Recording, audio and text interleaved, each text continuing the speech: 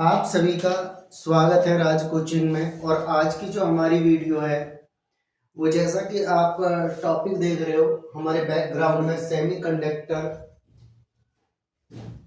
Electronics का होने वाला है। सेमीकंडक्टर और इलेक्ट्रॉनिक्स ये एग्जाम के पॉइंट ऑफ व्यू से बहुत इंपॉर्टेंट चैप्टर है। इसके चैप्टर को हम डिटेल्ड के साथ पढ़ेंगे और इसके अंदर क्या इंक्लूड करना है हमें और क्या इसमें बोर्ड ने हटाया है, वो सारी चीज़ें इस चैप्टर में बड़े ही अच्छे तरीके से पढ़ाया जाएगा।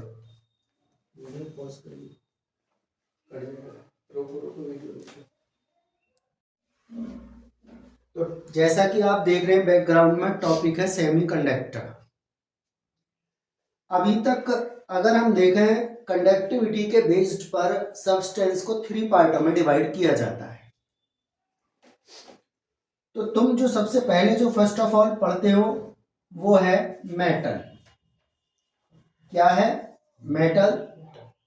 दूसरा है इंसुलेटर और थर्ड पार्ट है आपका सेमीकंडक्टर। यही हमारा ये चैप्टर है सेमीकंडक्टर। आज का अगर हम टाइम या एरा देखें तो सेमीकंडक्टर का ही टाइम है। एक छोटी सी चीज से लेकर के बड़ी चीजों में सब में सेमीकंडक्टर लगा हुआ है। जैसे अगर आज किसी से कार चलानी ना आए और वो जीपीएस से पूरा पाथ ट्रैक करके उसमें फिल कर दे, तो कंडक्टर उसे सेमीकंडक्टर क्या करेगा, उसे अपने जो एम है वहां तक पहुंचा देगा। आखिरकार सेमीकंडक्टर में ऐसा है क्या, इसके अंदर क्या चीज होती है, यही हमारा टॉपिक है। तो इस चैप्टर की जो इनसाइड स्टोरी होगी उसमें डिटेल में तो हम सेमीकंडक्टर को ही पढ़ेंगे। सेमीकंडक्टर क्या है तो उसे जानने से पहले हम छोटा छोटा मेटल और इंसुलेटर को भी समझना होगा।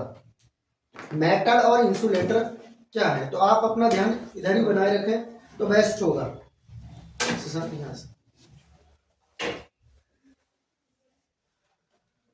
तो आइए सबसे पहले हम समझते हैं मेटल्स।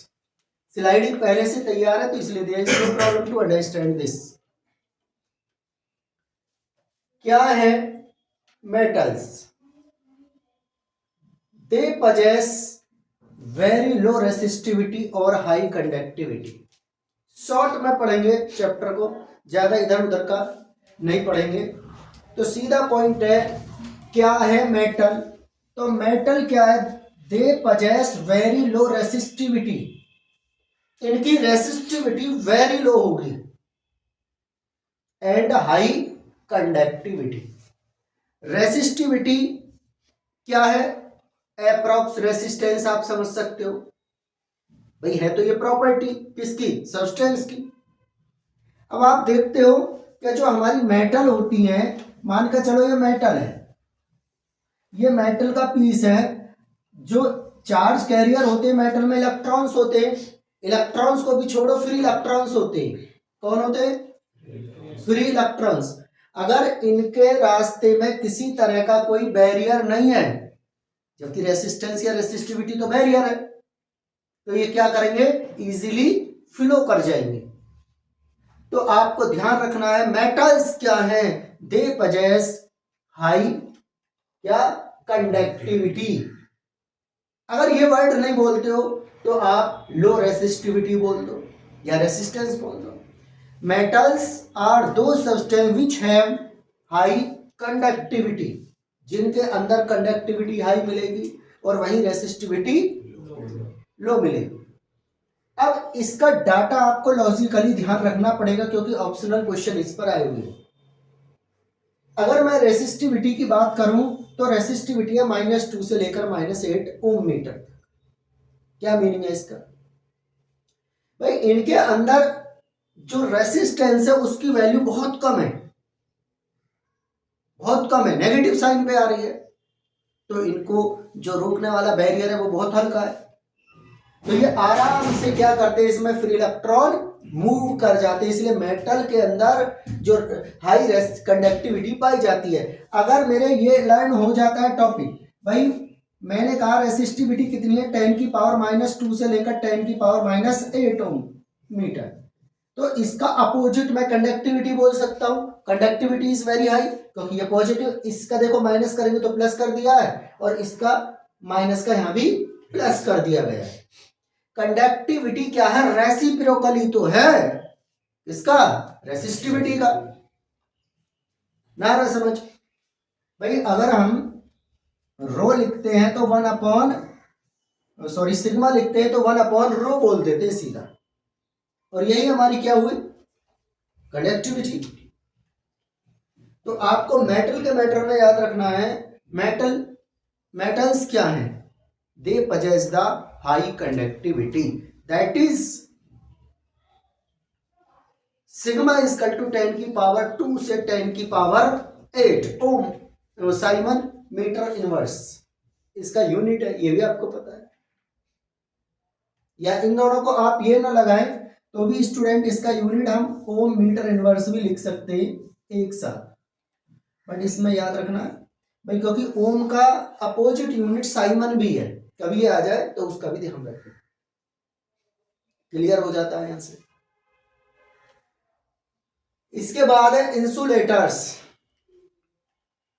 इंसुलेटर्स क्या है, दे हैव या possess हाई रेसिस्टिविटी, इनके अंदर जो बैरियर है वो बहुत डिफिकल्ट है, जिसे पार करना नामुमकिन सा लगता है। Electron try to penetrate this barrier but not successful to penetrate it. वो चाहता है कि मैं इस को बैरियर को पार करूं, परंतु नहीं कर पाता। क्यों? क्योंकि इनकी रेसिस्टिविटी बहुत हाई और कंडक्टिविटी वेरी लो। नमस्ते। कंडक्टिविटी क्या है, वेरी लो है। अब इस कंडीशन में क्या होगा, ये इंसुलेटर होगा। भाई कोई भी सब्सटेंस है, कंडक्टिविटी लो शो करेगा और रेसिस्टिविटी हाई शो करेगा, तो इसका सीधा मीनिंग किस पे जाएगा, किस पे जाएगा, फ्लो ऑफ चार्ज पर।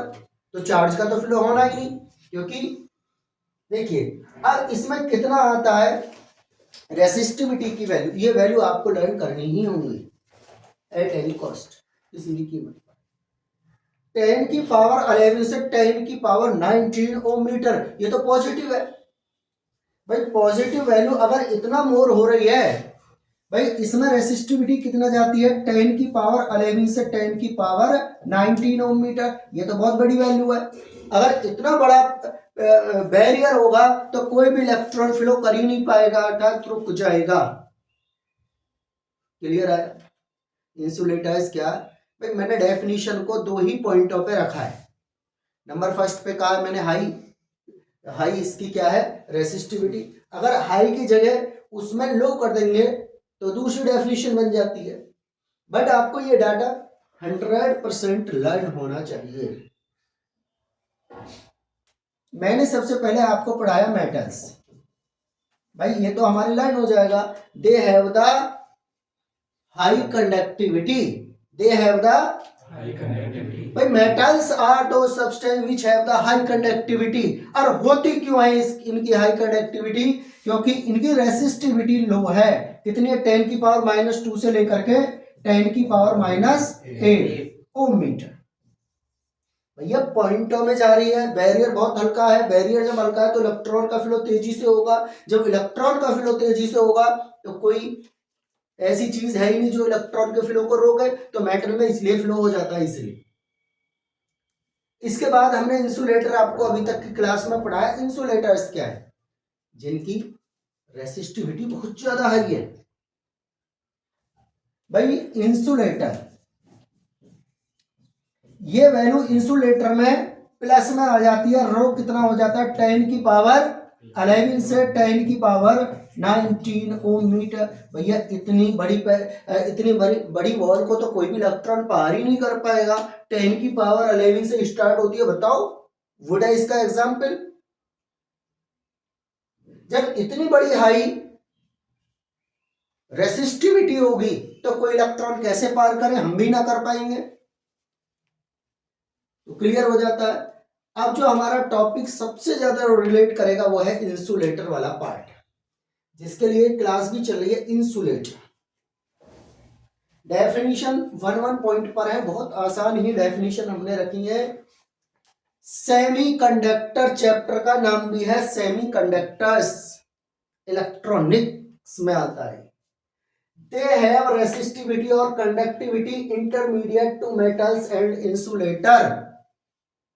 क्या होते हैं सेमीकंडक्टर? जिनकी कंडक्टिविटी बोल दो या रेसिस्टिविटी लाई करती है बिटवीन मेटल और इंसुलेटर्स के बीच। ना तो कंप्लीटली ये इंसुलेटर है, ना ही कंप्लीटली ये मेटल्स। अभी तुमने दो वैल्यू देख रहे हैं, आप देखो इसकी ये जो वैल्यू है, और बड़ा करके दिखा देते हैं आपको। ये जो वैल्यू है 10 की पावर -5, ये किसके लिए?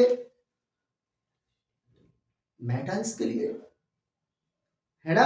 अभी जब तुमने देखा इसमें भाई मेटल के अंदर -2 से -8, तो -5 तो -2 और -8 के बीच ही लाई करेगा ना। तो इसका मतलब ये वैल्यू उसकी हो जाती है, और वही इंसुलेटर में ये बढ़कर के हो जाती है 11 से 19 पावर, तो वहां ये लाई कर जाती है। तो सीधा याद रख सकते हो, सीधा बोल सकते हो। आपको ये डेफिनेशन थोड़ा डिफिकल्ट लगे तो they have conductivity between the insulators और एंड मेटल्स। क्लियर होगा डेफिनेशन? यहां तक किसी को डाउट हो तो बातें करें।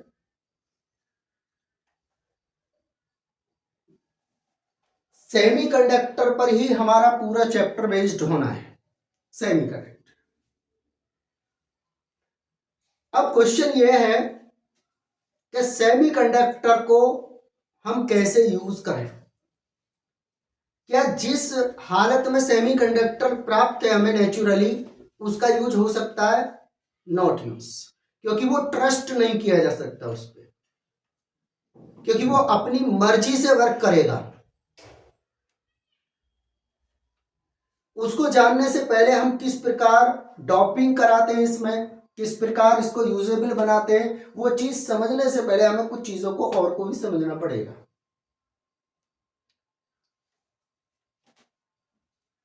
जैसे हमारा ये न्यूक्लियस है, ये है न्यूक्लियस जिसमें न्यूट्रॉन प्रोटॉन रहते हैं, और इसके चारों ओर कौन आते हैं?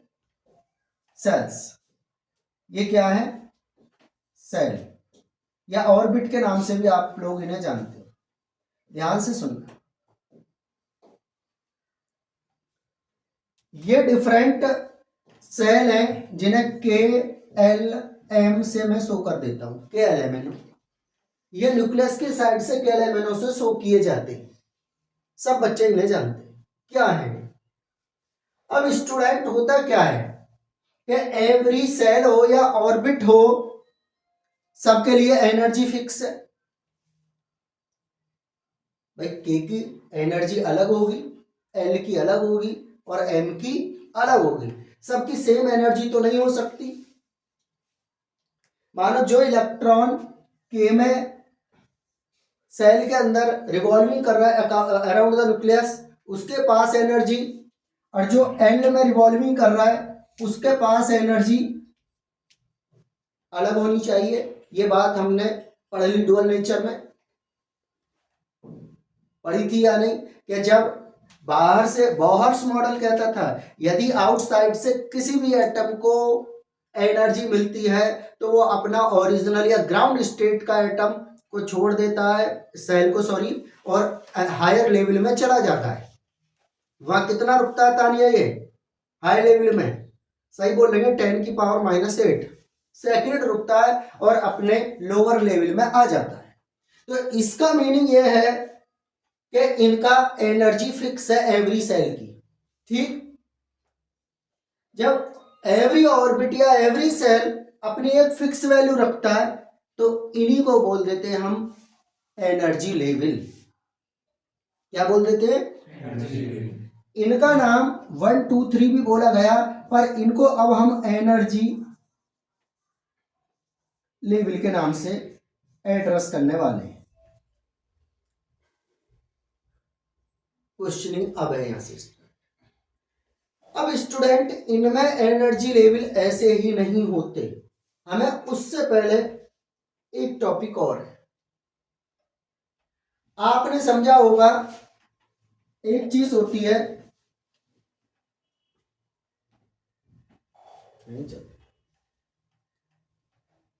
वैलेंस सेल या वैलेंस इलेक्ट्रॉन्स। वैलेंस इलेक्ट्रॉन्स कौन से होते हैं, कोई बताएगा मेरे को? बोलो, किसी को पता है? वैलेंस इलेक्ट्रॉन्स, प्रयास करिए। वैलेंस इलेक्ट्रॉन्स कई बार हमने आपको क्लासेस में बताया भी है, आप लोग अगर इन चीज़ों को ध्यान से समझें तो और ज़्यादा क्लियर हो जाएगी। वैलेंस इलेक्ट्रॉन ध्यान से देखना, कोई दिक्कत नहीं, अब समझ में आ जाएगा। What are valence electrons? जैसे हमारे पास सोडियम है, सोडियम का एटम है तो 11 है इसका, ठीक। जब इसका केलेमन होता है तो 281 हो जाता है। क्या हो जाता है? 281। अब लास्ट सेल में इलेक्ट्रॉन्स को काउंट करो, कितने हैं? 1। यही वैलेंस इलेक्ट्रॉन है और कुछ नहीं है। किसी भी एलिमेंट के आउटर सेल में जितने इलेक्ट्रॉन प्रेजेंट है वही क्या कहलाते हैं? Valence electrons. क्लियर हुआ वैलेंस इलेक्ट्रॉन्स क्या है?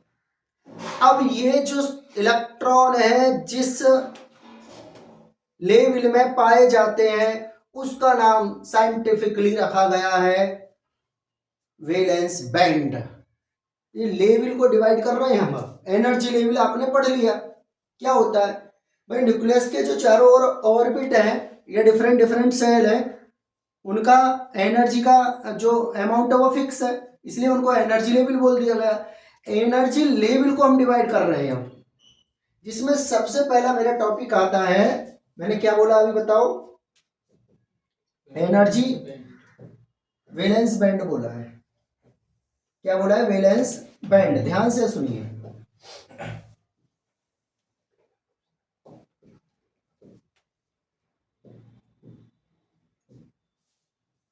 देखिए ये इलेक्ट्रॉन 0 केल्विन टेम्परेचर पर, यह है वैलेंस बैंड। Valence band. अब ये कौन सा बैंड होगा वैलेंस बैंड? जिसमें जो इलेक्ट्रॉन है, जिसमें जो इलेक्ट्रॉन है वो लाई करेंगे या रहते। वैलेंस बैंड कौन सा होता है? जिसमें वैलेंस इलेक्ट्रॉन्स फाउंड होते हैं। मैं डेफिनेशन लिखवाऊंगा एक एक की। वैलेंस बैंड एनर्जी लेवल को ही बैंड के नाम से एड्रेस कर रहे हैं, ये बात ध्यान रखना। कौन सा होगा वैलेंस बैंड? सर जिसमें वैलेंस इलेक्ट्रॉन्स होंगे उसे कहेंगे वैलेंस बैंड। होगा लाइन।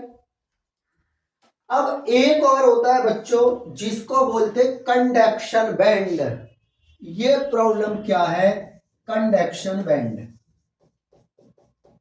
Conduction band clear? ये कौन सा बैंड है? इसमें जिनमें कंडक्शन इलेक्ट्रॉन्स पाए जाते हैं वो कंडक्शन बैंड। डेफिनेशन अभी आने वाली है। जिस बैंड में कंडक्शन इलेक्ट्रॉन्स पाए जाएंगे वो कंडक्शन बैंड, जिसमें वैलेंस इलेक्ट्रॉन पाए जाएंगे वो वैलेंस बैंड। इसे हम सीबी के नाम से एड्रेस करेंगे, अभी थोड़ी देर में आ जाएगा। अब इनके बीच एक तुम्हें गैप दिखाई दे रहा है, ये है ना, यही कहलाता है क्या? Energy gap. Energy gap. अब समझो इनके बाय डेफिनेशन। अब क्लियर हो जाएगा एक ही बार में, टोटली डाटा आपका अच्छी तरीके से समझ आ जाएगा। ध्यान से देखोगे तो बहुत अच्छा लगेगा पढ़ना भी। एनर्जी बैंडों को हम दो पार्टों में डिवाइड कर लेते हैं। आइए, नंबर फर्स्ट में हमने बोला था valence band is lower band. भाई अभी तुमने देखा कि लोअर बैंड था, नीचे था belong to the valence electrons, जिसके अंदर वैलेंस इलेक्ट्रॉन्स बिलोंग करते हैं। क्लियर हो रहा है? मैंने कहा the valence band is the lower band, है ना, belong to the valence electrons of a given crystal. तुम्हें सेमीकंडक्टर दिया तो उसके अंदर दो बैंड पाए जाएंगे, number first valence band, number second conduction band. तो वैलेंस बैंड कौन सा होगा? जो नीचे वाला बैंड होगा। देखिए जैसे आप देख रहे हो, यहां देखो, ये है वैलेंस बैंड। क्लियर आ रहा है समझ? ना आया हो तो बताओ। The valence band is a lower band belong to the valence electrons of the given crystal.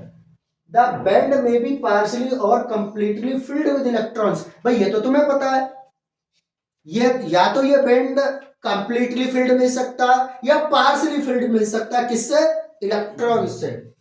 भाई ये कोई जरूरी ना है कि वैलेंस बैंड, अब इसमें कितना इलेक्ट्रॉन थी, कितने थे इसमें? 1। सोडियम में कितने थे? 1। अगर मैं दूसरे का करूं, जैसे कि नियॉन है, कितना? 10, इसका क्या होगा? 8 हो जाता है, तो इसमें तो कंप्लीटली फील्ड है। समझ आया नहीं आया?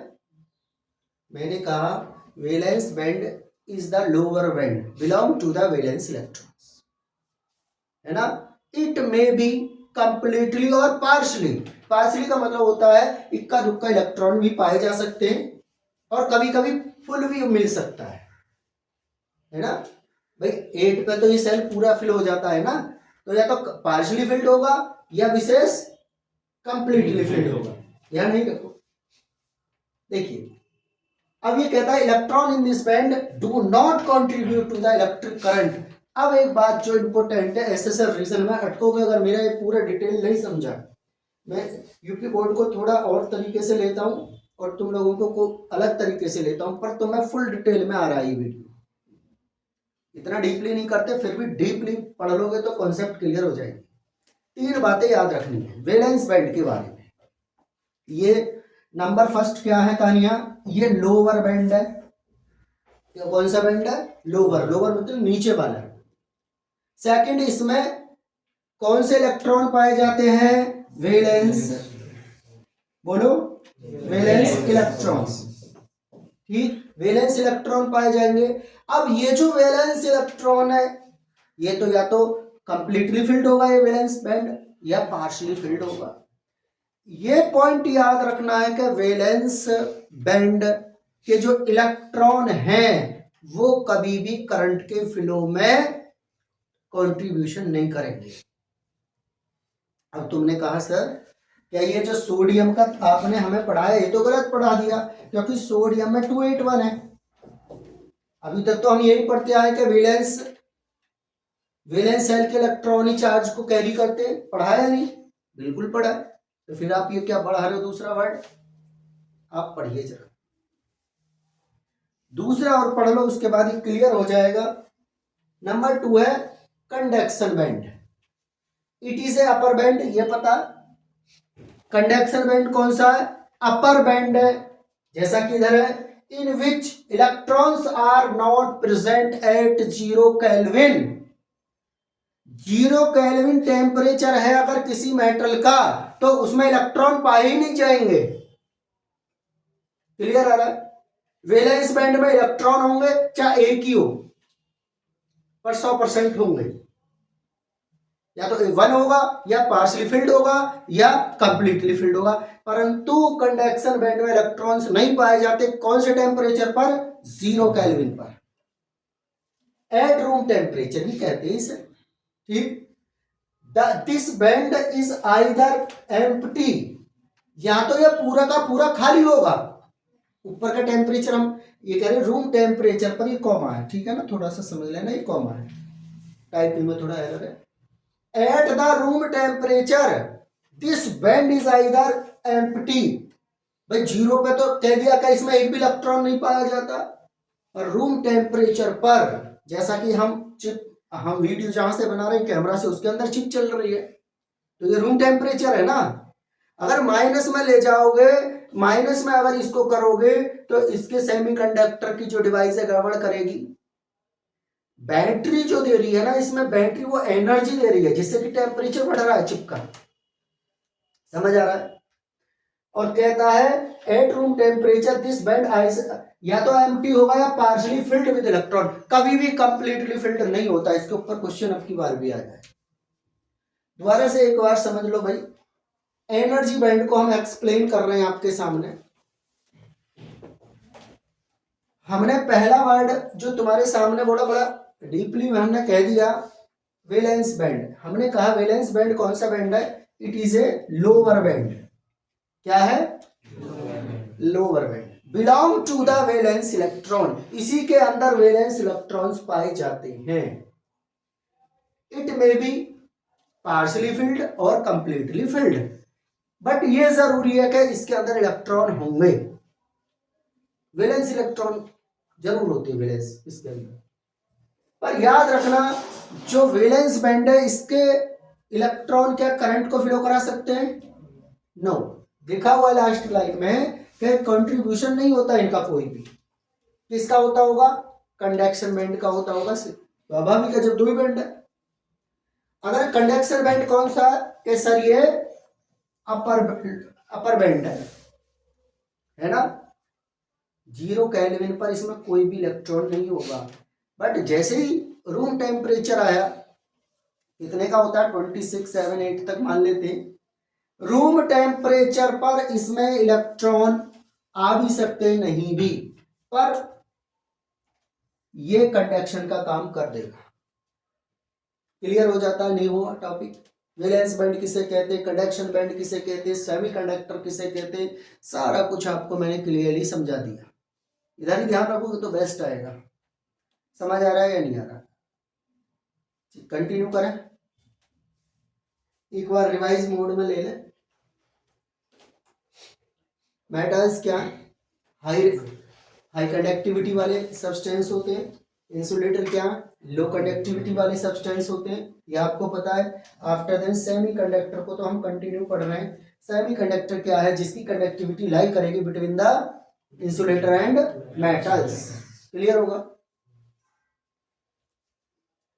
अब हमने सेमीकंडक्टर में ही हमने एनर्जी बैंड के बारे में आपको बताया, क्योंकि जो हमारा न्यूक्लियस होता है ना, जो न्यूक्लियस है, न्यूक्लियस में जो ऑर्बिट होते हैं उनकी फिक्स एनर्जी होती है। जब एनर्जी फिक्स है स्टूडेंट, तो 100% उनको एनर्जी बैंड कहना पड़ेगा हमें, क्योंकि यही जो इलेक्ट्रॉन है डिफरेंट पोजीशन पर रहते हैं, तो उसकी वजह से इनमें एनर्जी बैंड बन जाते हैं, हिस्से बन जाते हैं उसी के ऑर्बिट के, जिन्हें हम एनर्जी बैंड के नाम से एड्रेस कर रहे हैं। एनर्जी बैंड को आपको पढ़ना पड़ेगा, इसके ऊपर क्वेश्चन आना। 8 नंबर का चैप्टर है, बार बार बोल रहे हैं हम, तो उसी हिसाब से इसको हमें वरीयता देनी होगी, प्रिफरेंस रखना पड़ेगा। वैलेंस बैंड कौन सा है? सीधा it is a lower band sir, in which valence electrons are present या belong to the valence electron, है ना। एक पॉइंट जो याद रखना है कि इसमें जो इलेक्ट्रॉन है या तो पार्शली या कंप्लीटली फिल्ड होगा। ये भी याद रखना कि इसके electrons do not contribute to the conduct the electricity. Electricity इनकी वजह से फ्लो ही नहीं कर सकती। कंडक्शन बैंड को आपको पता है 0 केल्विन पर कोई इलेक्ट्रॉन नहीं पाया जाएगा। जैसे ही रूम टेम्परेचर आने लगेगा तो पार्शली एम्प्टी मिल सकता है। एनर्जी बैंड इंपॉर्टेंट है, मुझे इतना डिटेल इसमें रखना पड़ रहा जिससे कि ऐसा सा रीजन इन फ्यूचर कभी आ भी जाए तो दिक्कत ना, ये ध्यान रखिए। लैंग्वेज डिफिकल्ट लग रही हो तो बताएं जरूर। देखिए और ध्यान से देखना है। एनर्जी बैंड गैप आपने जो पढ़ा ये है, इधर आइए, ये है कंडक्शन बैंड, ये है वैलेंस बैंड।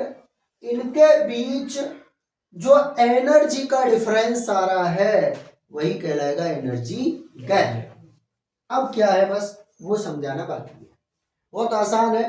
देखो डिटेल का मतलब ये हो जाता है कि जिससे कि आपको फ्यूचर में दिक्कत ना आए। Energy gap is the separation, ये सेपरेशन है between highest energy valence band, भाई एनर्जी तो सबसे ज्यादा highest energy level of valence band and lowest energy level of in conduction band.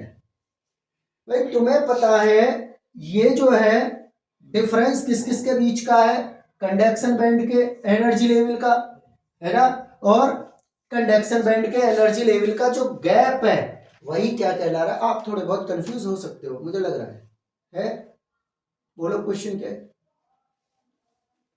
This band is completely empty, ये जो energy gap है इसमें इलेक्ट्रॉन बिल्कुल भी नहीं पाए जाएंगे, एम्प्टी मिलेगा।